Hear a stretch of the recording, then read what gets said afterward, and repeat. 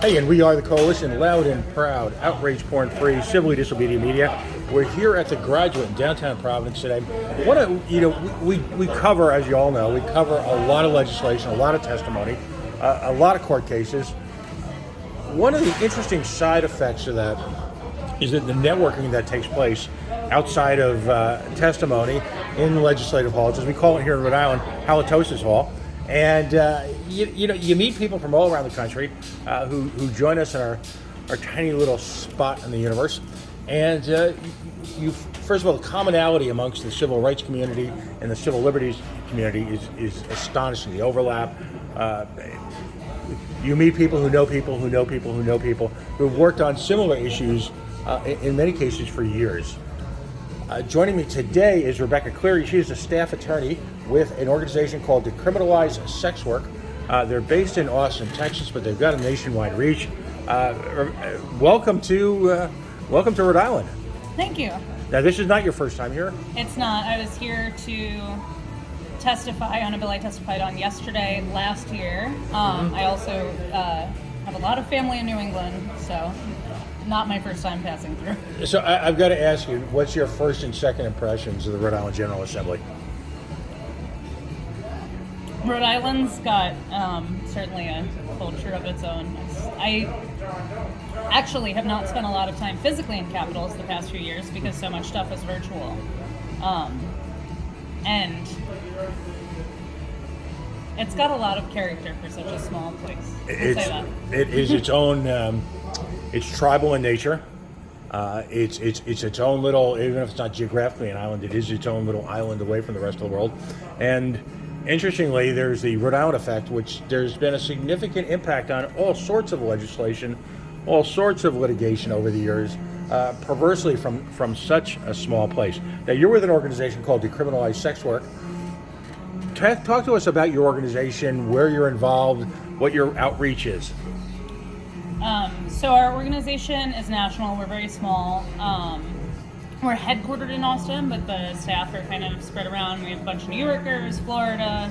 I'm based in New Orleans, and a few people in Austin. So what we do is we have a state-by-state strategy, so we work on state legislation across the country. We have active campaigns in a few states. They're all in the Northeast right now, and we'll hopefully expand in the future.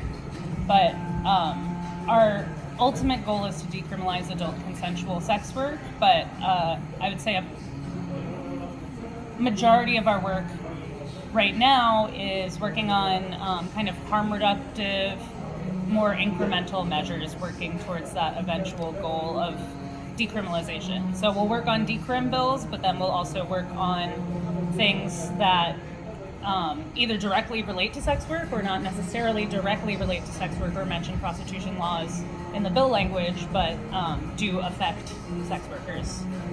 Now, very often we work with folks in the community in a variety of capacities, whether they be allies, whether they be workers themselves. And folks then react to us and are confused about the notion of decriminalization as opposed to outright legalization. And everyone knows who listens to this knows I'm a libertarian, and we support decriminalization, where in virtually every other aspect of civil liberties we're fully embracing full legalization. That can be in fighting the war on drugs. We embrace full legalization of all drugs, whether it means the Second 2A, whether it means the First Amendment. But if you could break down for us the difference between decriminalization of sex work and legalization and why that's so important to your community. Sure. So I think first of all, if you're not involved in this kind of work, most people conflate those two things, understandably. Mm-hmm. And because decriminalizing sex work can be kind of in the weed sense similar to marijuana legalization, in the sense that this is a historically criminalized thing, that's a victimless crime. The difference when we're talking about the decriminalization of sex work and, for example, the legalization of marijuana is that, and also when you're talking about gun laws and that stuff, those things are products and sex workers are people. So that's where the big distinction comes from. So if you're using marijuana, that's a product. If you're seeing a sex worker, they're doing a service for you. So that's the major difference. Most people know that there is legalization in this country in some rural counties in Nevada where there are brothels. Those are regulated like traditional workplaces.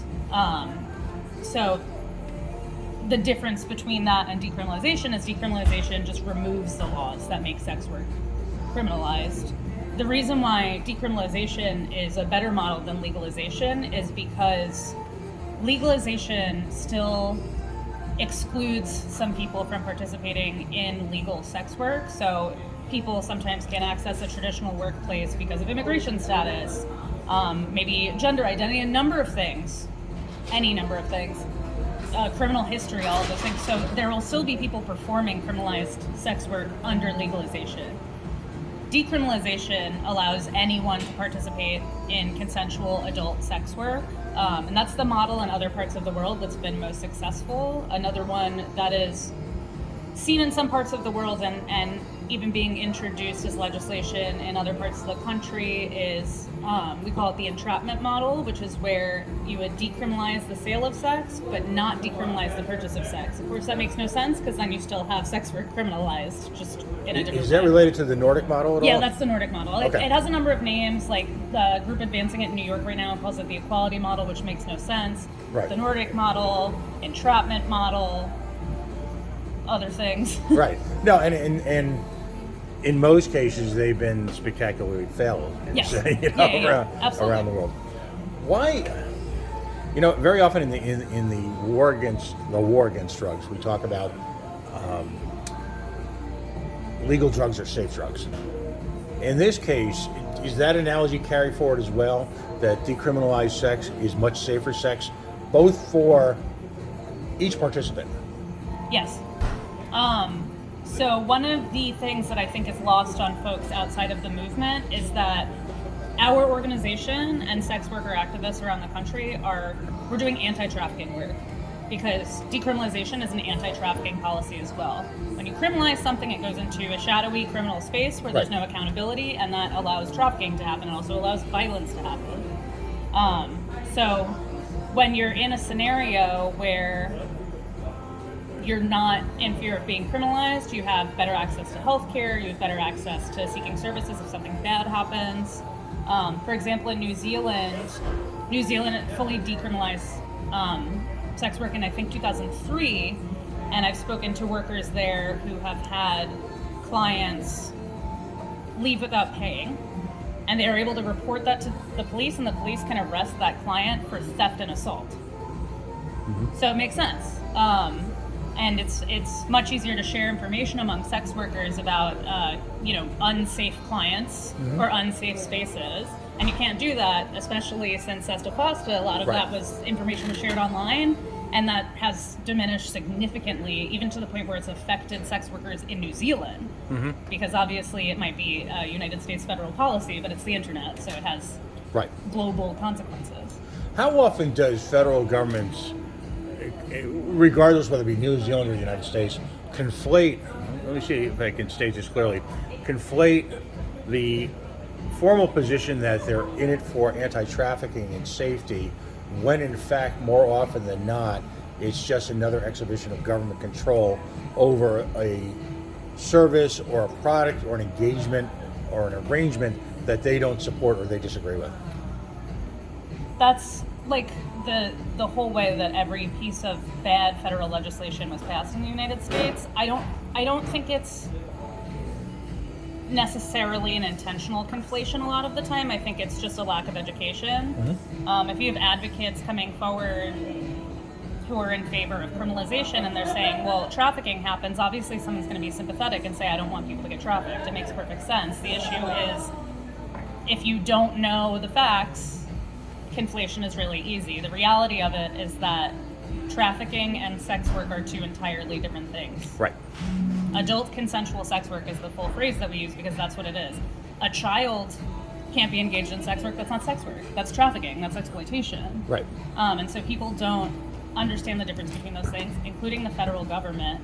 What's interesting is after the passage of Sesta Fosta, there's a pending bill that was introduced last year, and I believe it's I don't know if it hasn't yet. It will be this year, which is called the Safe Sex Worker Act. Right. And what that is it would create a study of the effects of SESTA FOSTA, and the folks introducing and co-sponsoring that bill are mostly people who had actually been co-sponsors of SESTA FOSTA. And it's because sex worker activists and like internet freedom activists went to those legislators and they were like, let me educate you about this, and then they realized that this is actually problematic. Even law enforcement doesn't like SESTA FOSTA because it took away a critical tool that they were using to identify trafficking. Right. So it really is just an education thing, and there's so much, especially right now, for some reason, trafficking is like a really popular topic. There's a lot of misinformation and sensation. No, there's a lot of corporate around it. whitewashing with it as well. There's Yeah, it's virtue very- signaling, but there are a couple of major hotel chains that overtly display their interest in trafficking at a very, very base level to all their customers. They're constantly positioning themselves. It's virtue signaling at its worst, quite frankly. They're using it as a marketing tool, which is, the station management here finds that despicable. How much more dangerous has FOSTA SESTA made life for people who are involved in sex work, particularly in the trans community? So we're a few years out from its passage now, so there is starting to be more and more data, at least qualitative data, Right. Which is kind of the only, when you're talking about illegal activity, it's hard to get quantitative data. Folks don't want to come forward about their experiences, but we know that these, what I was talking about before, like when folks are information sharing about things that can help them be safer online, those things don't exist anymore.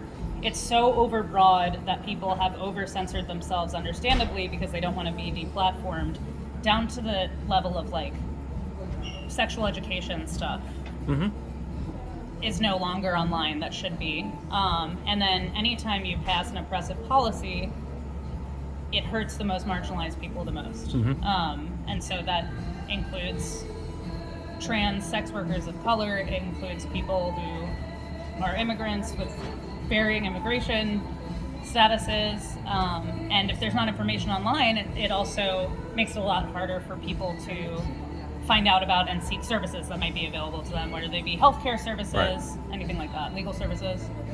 From your experience, is survival sex still a major issue in cities across America? Absolutely. I think looks different in a lot of places than it once did, partially because of the internet. Some people are able to, maybe set up dates online versus like going out on a strip. Like obviously we know New York City, where I'm from, looks a lot different than it did a couple decades ago in terms Right. of visible sex work, but it still happens. I mean, sex work is one of the most accessible jobs or forms of income that you can have because, there's, for example, single parents who don't have the ability to work in a traditional workplace because of their parenting schedule, people with disabilities, anyone who, for whatever reason, isn't able to access a traditional workplace. It includes trans people who will be discriminated against. The sex work provides a really accessible form of income, and so it will always exist. It still exists right now, especially in a kind of economically and politically chaotic time. So And it's not going anywhere. And in the absence of decriminalization, you still have a significant prejudice existing institutionally against folks who are sex workers. I'm talking about issues like child support, access to housing, access to educational programs, convictions, perhaps keeping you out of public housing. Is anybody addressing that seminal fact in cities like New York or in other places? Yeah, so that's in a lot of major cities in a lot of parts of the country.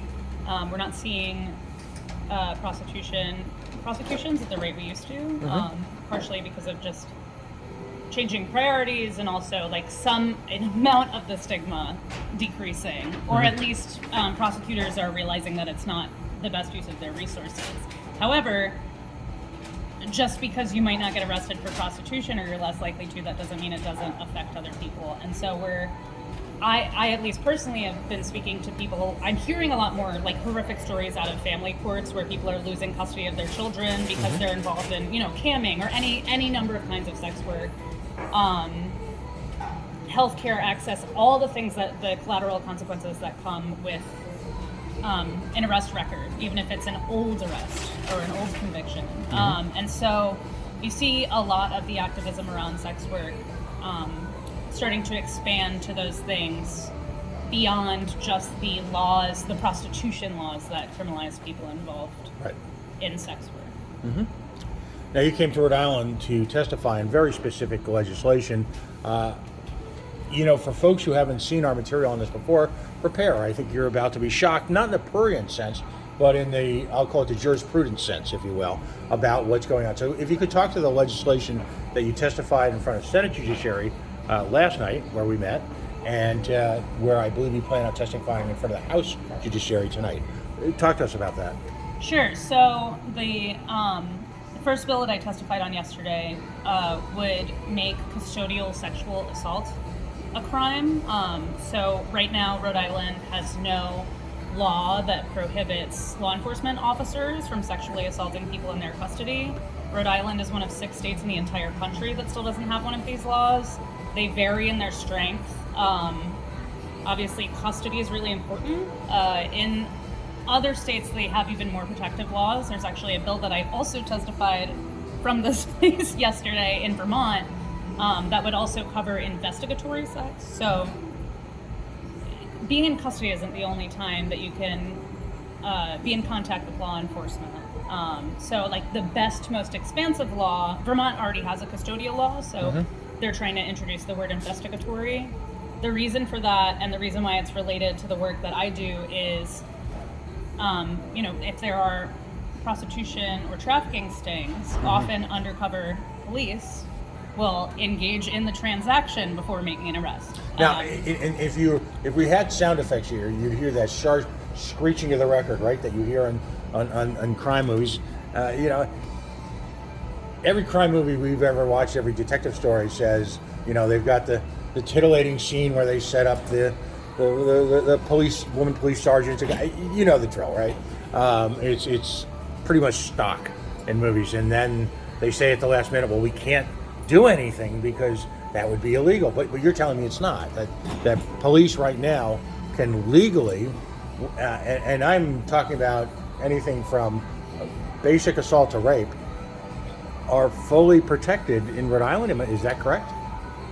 So sexual assault is still illegal. So technically speaking, no, they could still be prosecuted for sexual assault. However, is that going to happen? We know about the thin blue line.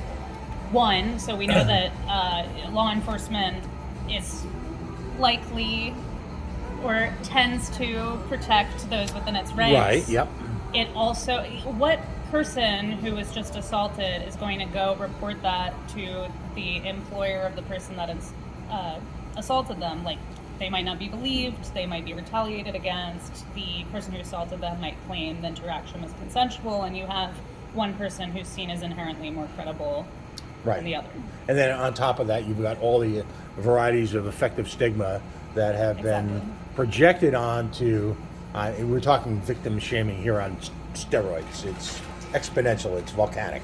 Yeah. What's going on here in reality. And at a certain point, it is well beyond, decades beyond being fair to expect these individuals, whether they be men, women, trans, whatever, to carry that burden. There should be some type of functionality in the law. What's the opposition to this? Because this is, what's that radio commercial, the greatest no-brainer in the history of no-brainers? How does anyone object to this?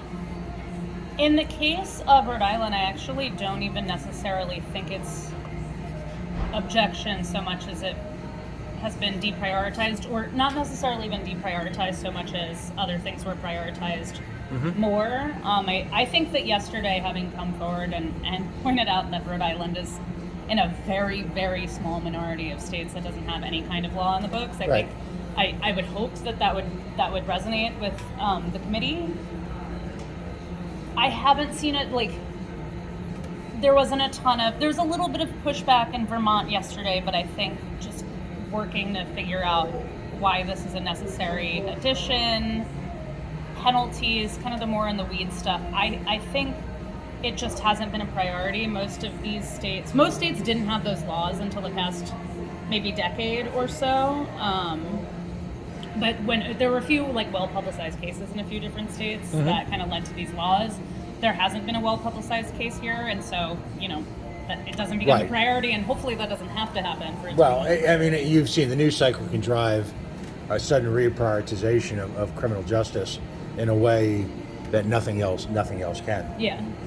You're testifying tonight at the Senate. I am. Okay.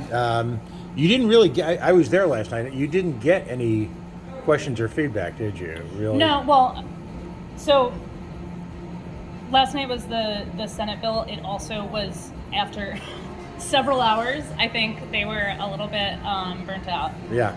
It also the immunity policy is a little bit different in the Senate and the House, where there are actually two immunity bills. It's another kind of relatively straightforward, non-controversial piece of legislation that it just hasn't been prioritized.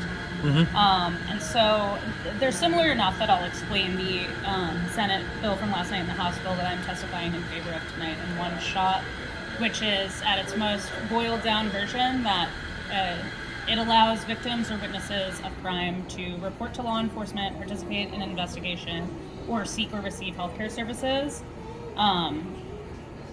and not be arrested or prosecuted for some enumerated, basically any prostitution crime that isn't trafficking related. You can be immune from perpetrating trafficking. Right. You could report trafficking. So, and then there's a few like smaller kind of in the weeds things, but that's an increasingly popular form of legislation. I believe at this point there are 9 states that have passed laws. I know Tennessee, New York, and Hawaii are considering bills this session that are similar. New York is very similar.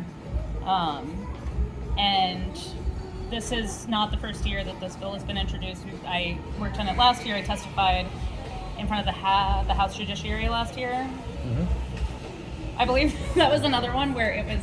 I think I talked to them at. Well, you're on this rock and roll tour of state legislatures. It's kind of like when Queen was on tour, Pittsburgh, New York. Who knows after a while, right? Yeah. You've still got the same group of angry older dudes staring at you, saying you're trying to ruin our thing. And the timing of these hearings, it's like I know everyone's hungry when the bill's when it's the last bill that we're hearing. Yeah. I'm like, I'm hungry. I know you're hungry. We're all tired. So. Right. No, I get that completely. Listen, I thank you for joining us today. I hope this is the beginning of a longer-term conversation about any issues that your organization faces nationally or locally, because ultimately there is a.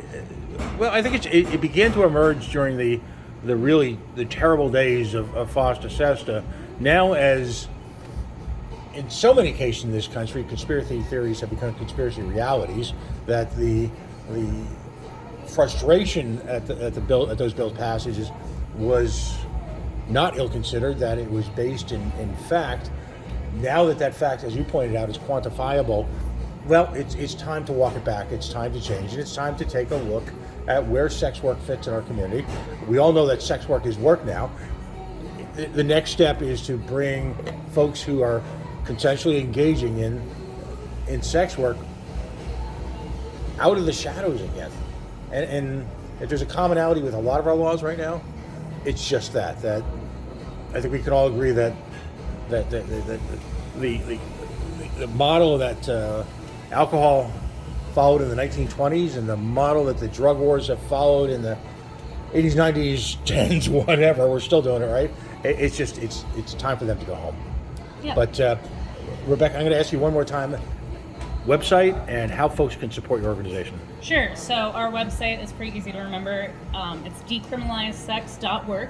And on there we have a space where you can sign up for our monthly newsletter, which has both the work that we're doing and also just news from around the country and around the world that is related to our work. We also have a space on the website for making donations, and we also have guides to legislation and laws state by state. So you don't have to be in Rhode Island to check out the website. It's both the laws, and you can look up, for example, sorted by decrim bills. You can look at just these immunity bills, and a number of other things. And then you can look at what you have in your state and go to your legislature and take all of the educational materials we have on our website with you to get involved in the work in your jurisdiction, or just learn about what it looks like. Excellent. Well, again, thank you for coming to Rhode Island. Hopefully in the future it'll be basically as a tourist that this legislation will work, and you can just come up here and relax in La Prave and not spend your evenings whiling away in Halitosis Hall, but instead sampling our fine restaurants and our nightlife. So, but again, thank you for joining us, and like I said, I look forward to a continued conversation on all of these issues, no matter how challenging, no matter how difficult. That's what we do here.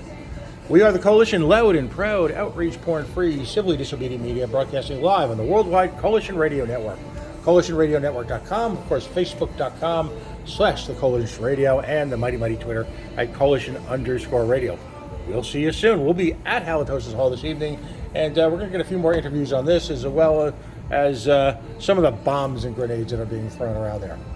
Have a great afternoon.